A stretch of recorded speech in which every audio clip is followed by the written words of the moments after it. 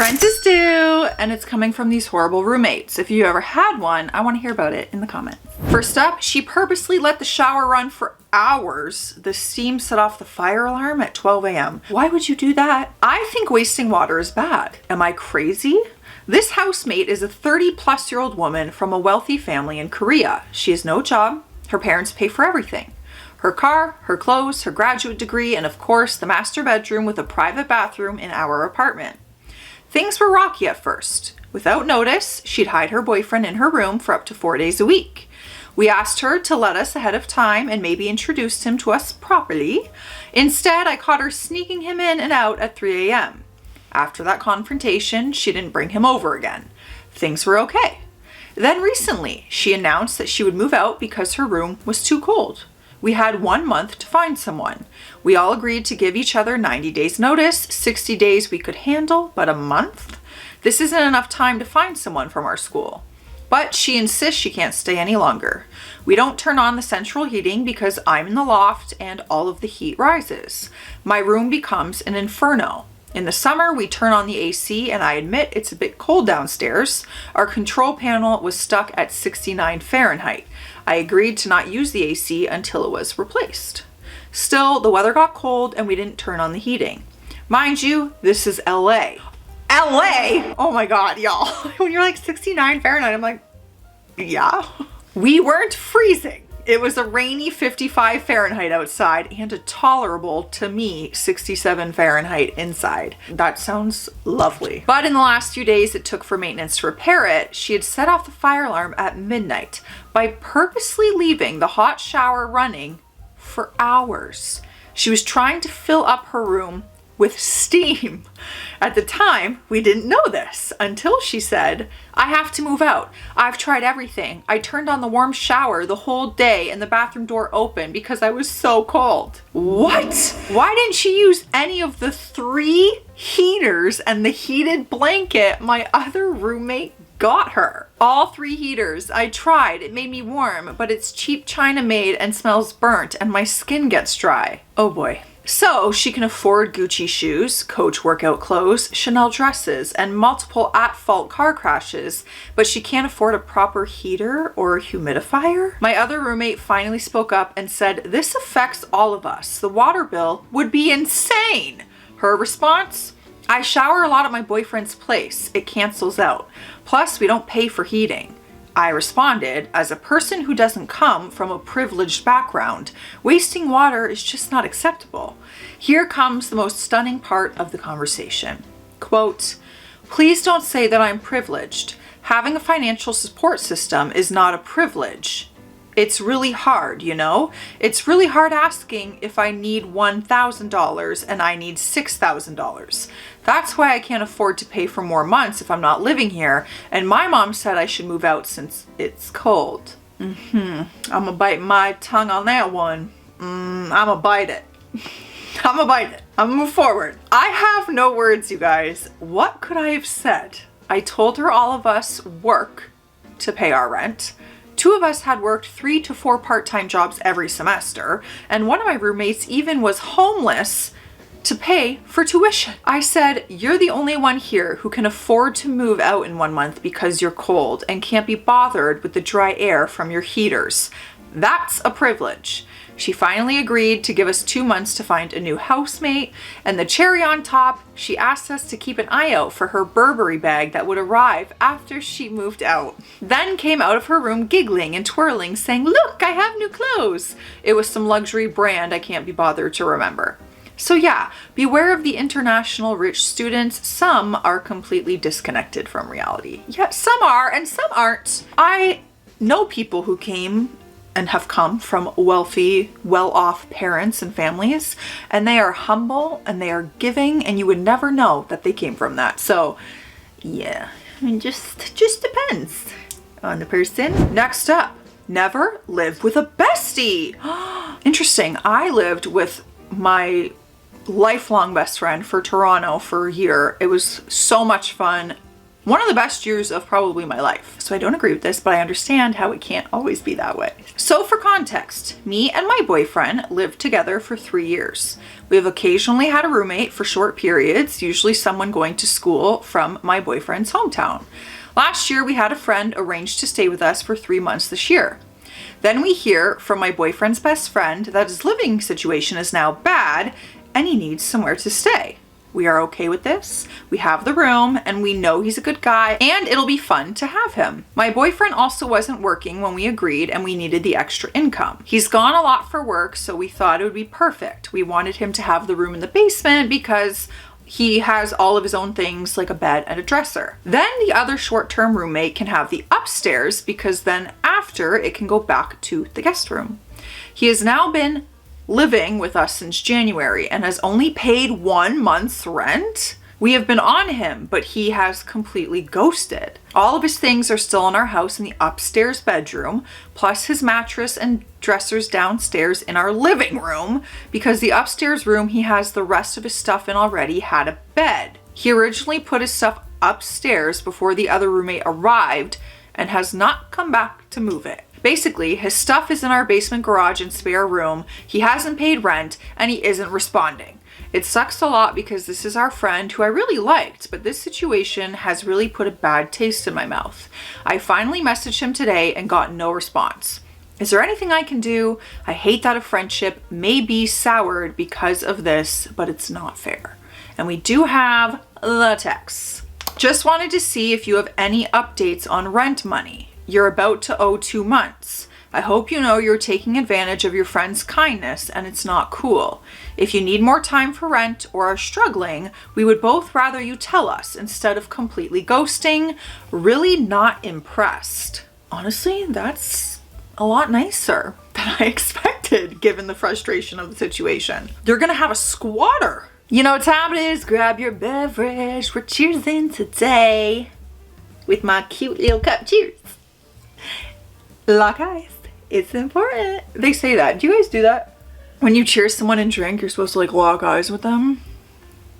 Like, I don't know. I don't think I do that.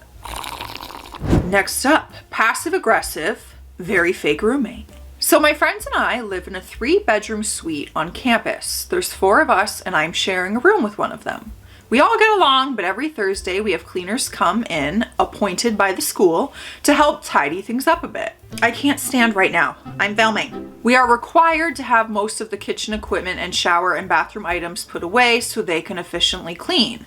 My roommate has not helped at all. We like to clear things Wednesday night just because there's no one set time that the cleaners come. No one set time. Why did I say that so weird? There's been many instances where we forgot to put things away, but since I stay up late anyways and I seem to be the one to remember, I put them away before going to bed. I did this for a bit and I would let my roommate know, she's a night owl like me, that I'm putting things away and if she's going to use the bathroom or kitchen before going to bed. She just says no and goes back to playing games or scrolling on her phone. No initiative or even offer to help me. This has happened so many times.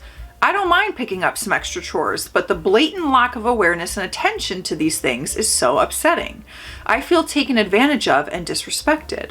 I'm an acts of service person, but this just feels so unfair. The other 2 people in our suite help.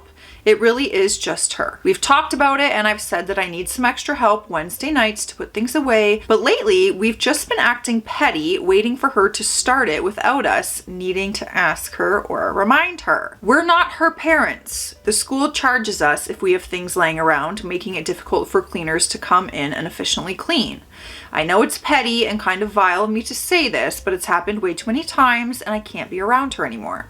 She's also admitted to one of our friends that she plays ditzy and clueless to get people to do things for her, which is absolutely effing manipulative. I can't ask her to do stuff anymore because I just fume. Our friend who's closer to her once asked her to help put the bathroom stuff away as she was actively putting away the kitchen things, and she just blatantly says no. Reason? Her socks get wet in the shower. We pointed out she literally has shower slippers and she says, yeah, you're right. And I don't know, she just F's off to her room or whatever. Like, I'm just so annoyed and I don't know how to dress her anymore. She's graduating this semester, so there's that. But I also don't want her to go off and continue to act this way because she's our friend and in the real world will not be understanding and so forgiving to her. She's going to have to learn how to adjust and remind herself of her own responsibilities. I'm not her effing mother. She also is just so fake and not genuine. The energy I get is always like she's saying this because she wants something from that interaction. She's also a tiny girl and always acts small and quiet, and it's so aggravating. Like, speak up. I'm going to rip my hair out. Yeah, you can tell like you are at your wit's end with this whole thing. Hi y'all, I'm kind of upset and just sick and tired of putting stuff away every Wednesday night. It stresses me out Thursday mornings when I see everything still out and I don't want to get fined. Please help following weeks. Thanks. Okay, I forgot we shut off the alarm earlier. I mentioned it to you, by the way, that I was putting stuff away. And then she wrote, love you, sad face. Well, you know, I would love you back if you would just offer some help or do something. It's really frustrating. Yeah, Matt says, because we live together in 2 different cities, we split our time. Matt's always like, you're very particular in like your cleaning and things. Like you want your space a certain way and things like that. And he enjoys it, but he's not as, you know, OCD Monica Geller as I am. So I get everyone has their things. It's hard to navigate when you've got roommates. And then you get married and that's like a permanent roommate for the rest of your life. Crazy. What a crazy thought. Housemate is controlling. Do I complain to the housing agency? I, 23 female, have been living with this woman, 42 female, I met through Facebook Marketplace as we were both looking for a roommate in the apartment she was living in for 5 years. I've moved in and everything was tame. However, she has set some very clear rules about cleaning. Not using some dishes that are meant for guests, not using the sink after midnight as it makes a loud noise and she has work in the morning, or not flushing the toilet at night. As time progressed, more and more rules were put in place and I had to accustom to her habits and ways of doing things. I'm not very assertive, so it's hard for me to even acknowledge my boundaries, let alone set them firmly to someone 20 years older than me. She started developing anxiety about some things being out of order, or crumbs being left on the counter, or not vacuuming the kitchen after cooking each meal. Oh, and I thought I was OCD. When she has guests over, they use my bathroom. She has her own ensuite, and I use the big bathroom. And she puts her things on the shelves of my bathroom to make it more aesthetically pleasing. She even told me how to shut the door without making too much noise, as my way of doing it was driving her crazy at night and she couldn't sleep. I obliged to all of her requests as I am a wimp that hates confrontation, and she has a sense of superiority over other people, including me. We are renting the apartment from a housing agency, but I am sub-renting from her. So basically my deposit is in her bank account and the contract is mainly in her name. I never leave any dishes in the sink and I try to adhere to her rules and leave the commonplace clean and organized. We clean bi-weekly, so 1 week she and the next me, but I've noticed she has started to clean up after me regardless. So even if I swiped and disinfected the counters, she would still do it because in her mind, I didn't do it at all. Recently, she stated to me that she had a guest over for 2 days and asked me to deep clean the big bathroom for them to use. And I said, okay. So I cleaned to the best of my ability, and 2 days before the guests come, she sends me pictures behind my toilet and sink of bits of dust on the floor, saying she is stressed because she asked me to deep clean and now she has to do it for me. I stood up to her this time, but she disregarded me, saying that regardless of guests, I should still clean the whole bathroom and it is my responsibility. Mind you, the bathroom is spotless and disinfected. This is what I just said about people having like their OCD things or not. So she cleaned the bathroom all over again and was mad at me.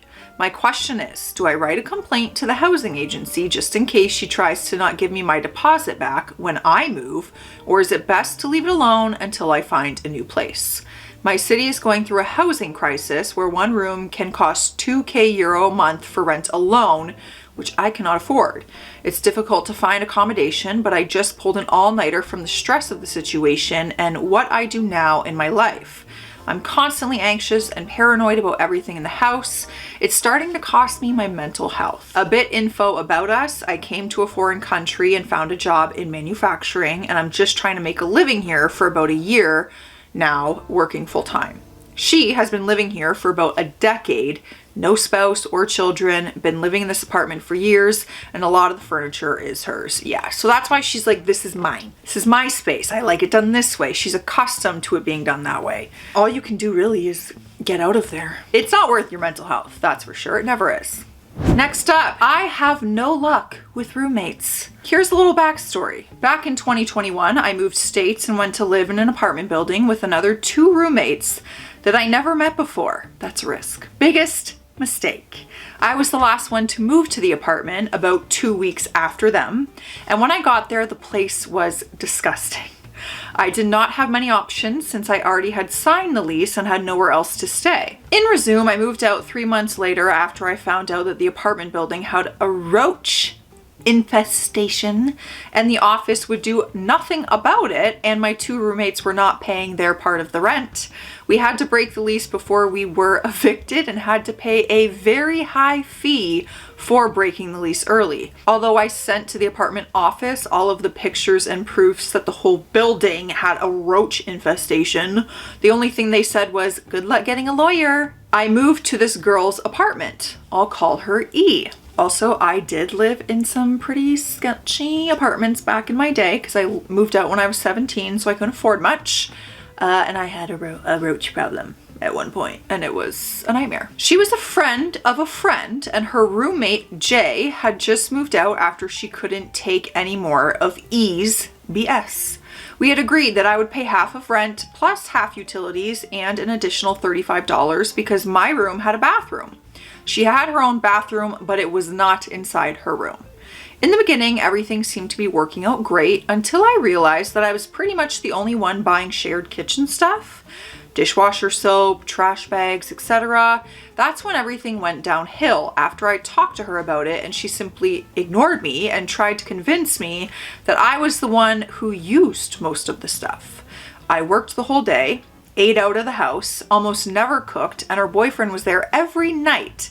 And I found out one day when I went home early that he was staying in the apartment during the day alone, working on his computer. From that day on, I stopped buying shared things, and what I needed I would keep in my room. It got to a point where she would get into my room looking for those things and even taking my trash out of the trash bag that I had bought and hiding it so only she could use it. It finally came to the final month of our lease, and I was ready to move out in the end of our lease, which was before the end of the month. I go into the leasing office appointment and I see the amount we owe is lower since we will leave the apartment before the end of the month. Keep this in mind. This is important. I make the calculation and paid exactly what I need to pay. Half of rent and utilities plus $35 for the room. That's when she finally loses it. She started calling me names and how I do not own my words and that I needed to pay for a full month. Not even leasing office was charging the full month. To not make this post any longer about all the drama that went on, she moved out earlier because she wanted to. I stayed until the last day of the lease, and she had to pay the rest of the rent that she thought I had to pay because she knew perfectly that I couldn't care less if my name was going to collections or not.